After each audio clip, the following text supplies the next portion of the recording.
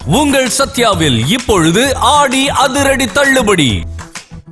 அறிவிப்புகள் பல வரும் என்று விவசாயிகளும் ஆர்வத்துடன் எதிர்பார்த்து கொண்டிருக்கிறார். தமிழ்நாட்டில் உள்ள விவசாயிகள் ஆர்வத்துடன் எதிர்பார்த்து கொண்டிருக்கிறார்கள். ஆனால் நாங்கள் எங்கள் புத்தகத்தை படிக்கிற மாதிரி எங்களுக்கு நாங்கள் சட்டமன்றத்தில் உட்கார்ந்துருக்கும் போது, ஏன்னா கடந்த 6 முறை இந்த அறிக்கை மீது நான் பட்ஜெட்டில் பேசியிருப்பேன். அது படித்ததை ரிகர்சல் பண்ணுற மாதிரி இப்போ 7வது முறை நான் பேசுகிறோமோ பட்ஜெட் படிக்கிறோமோ என்ற எண்ணம் இந்த பட்ஜெட் சட்டமன்றத்தில் உட்கார்ந்துருக்கும் போது எங்களுக்கு அந்த உணர்வு ஏற்பட்டது. ஏன்னா உணர்வு ஏற்பட்டது என்றால் மாற்றம் வேண்டும், மாற்றுவோம் என்று கூறி வந்த முதல்வர் விஜய் அவர்கள் ஒரு மாற்றத்தை கொடுப்பேன். எங்களை விட மாற்றம்னா அதிகமாக செஞ்சு கொடுத்தாதான் மாற்றம். நாங்கள் ஒரு குறு தொகுப்பு பேக்கேஜ் 4000 கொடுத்தா 10,000 கொடுக்குறது என்பது ஒரு மாற்றம். நாங்கள் பொறியியல் மானியம் 50% கொடுத்தோம்னா அது 100% கொடுப்பது மானியம் கொடுக்கறது மாற்றம். ஒரு மாற்றத்துக்கு வருது. புதிய அறிவிப்புகள் ஏதாவது வரும் பார்த்தா அறிவிப்பு ஒன்றும் அல்ல. அதே நிலைதான் இருக்கிறது. பயிர்கடன் தள்ளுபடி என்று சொன்னார்கள். அவர் ஒரு திருவாரூரில் எங்கே பேசினார். தேர்தலுக்கு முன்பாக சொன்னார், நான் ஒரு வேளாண் குடும்பத்தில் அடுத்த ஜென்மம் ஒன்று இருந்தால், தஞ்சாவூரில் பேசினார், அடுத்த ஜென்மம் ஒன்று இருந்தால் நான் ஒரு விவசாயியுடைய வயிற்றில் பிறக்க வேண்டும், விவசாய குடும்பத்திலே பிறக்க வேண்டும் என்று ஒரு பேசினா, ஒரு டைலாக்கா வசனமா என்பது நீங்கள் முடிவு செய்யணும் பேசினா. ஆக இதெல்லாம் நாம் பேசி ஒரு மக்கள் மத்தியில் ஒரு மாற்றம் வரும் என்ற எண்ணத்தின் அடிப்படையிலே இப்போ ஒரு மாற்றம் நிகழ்ந்து இப்போது முதலமைச்சராக பொறுப்பேற்று வேளாண் பட்ஜெட் போடுகின்றார்கள். பட்ஜெட்டில் பார்த்தா நாங்கள் படித்த அனைத்து ஸ்கீம் திட்டங்களும் இந்த பட்ஜெட்டை படித்ததெல்லாம் நாங்கள் படித்தது அப்படியே தான் இருக்குது. இன்னொன்று பார்த்தா ஒரு அண்ணல் அம்பேத்கர்னு ஒரு ஆதிதிராவிட மக்களை, விவசாயிகளை கவர் பண்ணுகின்ற வரையில் ஒரு திட்டத்தின் பேர் அண்ணல் அம்பேத்கர் திட்டம் ஒன்று அறிவித்திருக்கிறார்கள்.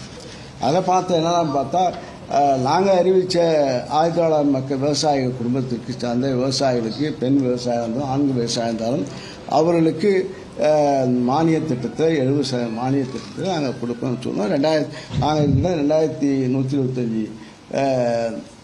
கருவிகள் வழங்கப்பட்டு மானியத்தில் வழங்கப்பட்டிருக்கிறது. அது இந்த திட்டத்திற்கு அதே திட்டம் தான். அது பேரை மாற்றியிருக்கிறார்கள்.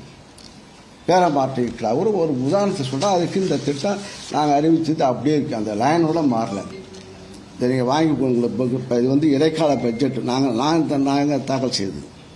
இதில் இருக்கிற திட்டங்கள் அது அப்படியே வரி பெறாமல் அது வந்திருக்கிறது. இது இந்த ஒரு உதாரணம். ஒரு உறுப்பான சொத்துக்கு ஒரு சோறு பதம் என்பதற்கு இது ஒரு உதாரணம். அதே போல் இப்போ அறிவிச்சிருக்கிறார்கள் ஒரு உணவு தானிய உற்பத்தி திட்டத்தில் இந்த அரசு அறிவித்திருக்க திட்டம் நாங்கள் இலக்கு 125 லட்சம் மெட்ரிக் டன் என்று அறிவித்திருக்கிறார்கள்.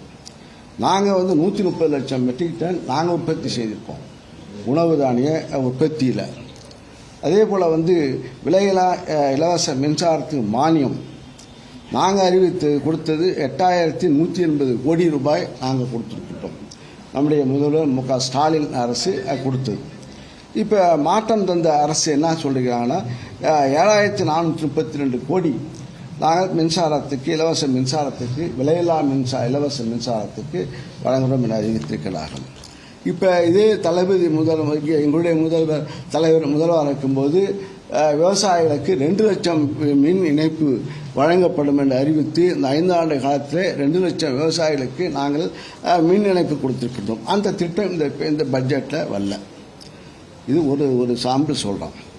அதே போல் மானாவாரி குறுவை நெல் சாகுபடி திட்டம் நாங்கள் எங்களுடைய முதல்வருடைய ஆட்சியில் 160 கோடி டெல்டா நான் டெல்டா விவசாயிகளுக்கு நாங்கள் குறுவை தொகுப்பு வழங்குவோம் என்று அறிவித்திருக்கின்றோம். அவர்கள் அறிவித்திருக்க 134 கோடி. இது பெருசா அது பெருசா? இது ஒரு உதாரணம்.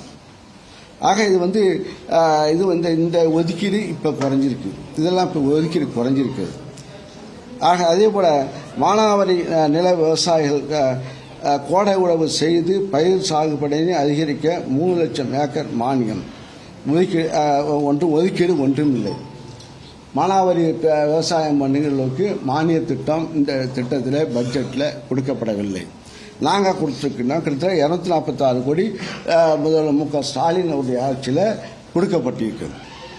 ஆக அதே போல் மண் வளம் பாதுகாத்த மண்ணுயிர் காப்போம் என்ற ஒரு திட்டத்தை இப்போ அறிவிச்சிருக்கிறாங்க. நாங்கள் கொடுத்தது 142 கோடி நாங்கள் கொடுத்தோம்.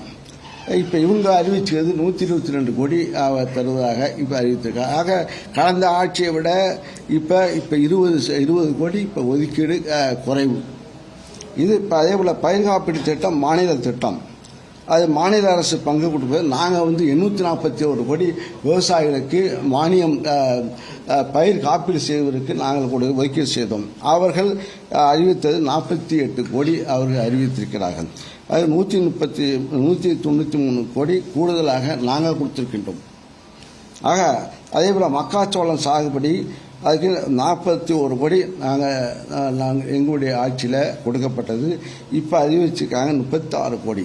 ஆக அது குறைவாக அறிவித்திருக்கிறார்கள். கிராம வளர்ச்சி திட்டம் எந்த திட்டமும் அறிவிக்கவில்லை. நாங்கள் அந்த திட்டத்தின் அடிப்படையில் 270 கோடி நாங்கள் கிட்டத்தட்ட 12,000 தமிழ்நாட்டில் இருக்கின்ற 12,500